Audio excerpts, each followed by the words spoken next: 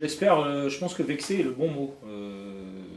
Et on en sort avec des regrets, ce qui en soi, si ce sentiment existe, c'est qu'on sait qu'on aurait pu faire mieux et que si nous avions maintenu un certain niveau de discipline dans notre jeu, si nous n'avions pas rendu le match trop confortable pour l'adversaire, on aurait eu une chance peut-être plus importante de pouvoir en sortir avec des points ou tout au moins avoir eu le sentiment sur une deuxième mi-temps qui pour nous a été relativement vide d'exister. Donc regret absolument. Je pense que ça a été aussi un match où pour certains les curseurs sont remontés de nouveau et se dire bon bah maintenant on arrive à une période où les équipes qui sont engagées dans les compétitions européennes arrivent avec les réservoirs remplis, avec un état de forme qui commence à être le bon, et donc c'est de plus en plus dur. Et on va enchaîner par une deuxième équipe européenne. Même si les échéances s'accumulent pour eux, il y a une espèce de rythme de croisière qui s'est installé et les repères sont là, donc les matchs deviennent plus difficiles. Tu ne fais pas preuve de courage dans ton approche, il est difficile de s'en sortir. Donc être rigoureux et appliqué sur un plan collectif et d'être capable d'avoir une attention particulière sur les détails pendant 100 minutes, ce qui n'est jamais évident, mais montrer qu'on peut exister sur des moments avec le ballon et puis combiner suffisamment pour se créer des opportunités et ne pas être sous tension pendant des longues phases de la rencontre. Mais ça part d'un plan cohérent, d'une tactique qui va être juste pour que les joueurs puissent s'exprimer également. Donc c'est une responsabilité qui est collective entre le staff et les joueurs. Préparer ce qu'il faut et ensuite l'appliquer de manière prolongée.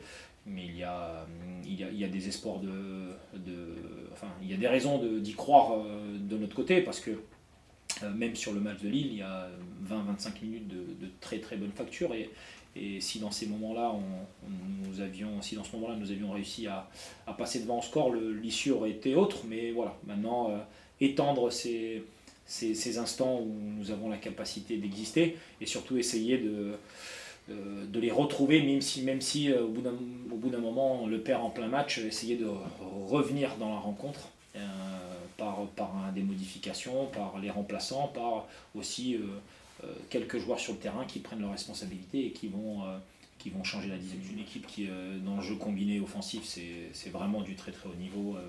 Leur animation côté droit est extrêmement forte. Il y a des joueurs qui peuvent se sortir de n'importe quel petit espace, et tant qu'ils ont du temps pour créer leur situation et que l'adversaire est loin, ça devient relativement facile pour eux de se créer des occasions et de marquer. Et c'est vrai que leur première mi-temps est très aboutie hier. Mais il y a malgré tout, comme dans toutes les grandes équipes qui maîtrisent très bien les choses avec ballon, il y a aussi des moments d'inattention et des moments que l'adversaire peut exploiter. Et sincèrement, nous avons des capacités pour résister et puis répondre sur certaines phases de jeu, et on va essayer de cibler ce que l'on a vu. Non, c'est un défi aussi pour le staff de réajuster, de comprendre finalement les intentions de l'entraîneur, parce qu'il y a une influence certaine. Nous l'avons connu sur le match de Lyon. C'est pas évident, c'est pas un défi qui est évident. Alors certes, maintenant nous avons un tout petit peu plus de matériel parce que 2 matchs sont passés, et que il y a aussi des soucis d'effectifs du côté de l'OM avec la malchance au niveau de quelques blessures, mais ça reste voilà, une inconnue plus prononcée que sur d'autres projets qui sont un petit peu plus long terme, et dont on connaît les tenants et les aboutissants. Les équipes qui ont joué déjà 7 matchs avec le même projet de jeu, c'est certainement pour le staff plus facile de lire, mais c'est aussi une difficulté pour l'adversaire qui est dans ce renouvellement du projet. Donc bon, on s'adapte.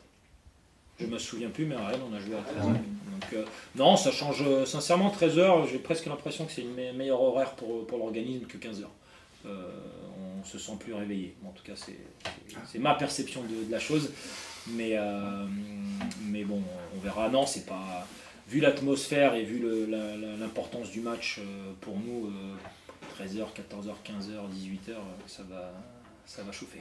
Non, on s'adapte, on essaie d'avoir un programme qui correspond, qui tient la route sur tous les horaires.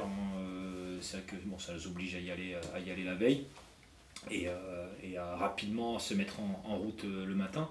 Mais les joueurs sont habitués maintenant à faire les efforts à n'importe quelle heure. Et puis nos semaines d'entraînement qui sont relativement chargées, il n'y a pas vraiment de temps mort dans la journée. Donc je pense qu'on répondra présent. C'est aussi pour nous, là, sur ce coup-là, une capacité à montrer qu'on sait rebondir, que le match de Lyon nous a permis d'apprendre quelque chose sur nous, sur la Ligue, de nouveau. Et c'est vrai que c'est un match enthousiasmant quand tu vas jouer au Vélodrome contre une très bonne équipe.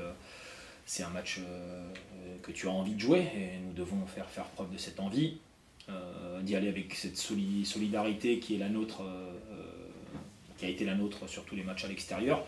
Nous en aurons bien besoin parce que ça va secouer et c'est vrai que la présence de nos supporters qui vont faire un déplacement difficile et qui seront, si je le comprends, relativement nombreux, ça nous donne aussi de la force parce qu'on a ce sentiment d'y aller tous ensemble. Peut-être un petit peu, c'est un joueur qui existe énormément quand nous avons une bonne tenue du ballon et que nous avons les opportunités de le jouer et de le toucher. Peut-être qu'il a besoin de liberté de mouvement aussi, mais on doit s'attacher à avoir une circulation de balle qui permet de le connecter dans le réseau. Quand il est isolé et qu'il ne touche pas beaucoup de ballons, ça devient plus compliqué pour lui. Donc c'est à lui de se rendre plus disponible, c'est aussi à lui d'élever ses capacités de récupérer des ballons, mais c'est aussi la responsabilité de l'équipe de mettre dans des bonnes conditions les joueurs qui sont capables de nous faire la différence. Lui en est un, comme certains autres. Mais encore une fois, il nous faut de l'autonomie sur le terrain, il faut des joueurs qui soient capables de se réadapter. On a quelques garçons qui ont une longue expérience, beaucoup de matchs joués à très haut niveau. Il est certain qu'au Vélodrome, de l'autonomie sur le terrain, c'est un élément qui sera absolument essentiel et nos joueurs aujourd'hui le savent bien. De refaire un clean sheet, c'est en tant que capitaine de l'équipe, en tant que leader de la défense, il a évidemment un rôle dans notre capacité à tenir notre cage inviolée et nous l'avons réussi quelques fois cette saison et son retour nous permet aussi d'envisager une solidité défensive, même si j'ai trouvé le match de Etienne Youth d'un très très bon niveau pour un premier match de Ligue 1 et je pense que c'était son 5e match pro ou quelque chose comme ça, donc super performance, mais on retrouve notre capitaine qui va avoir fort à faire, ça c'est sûr.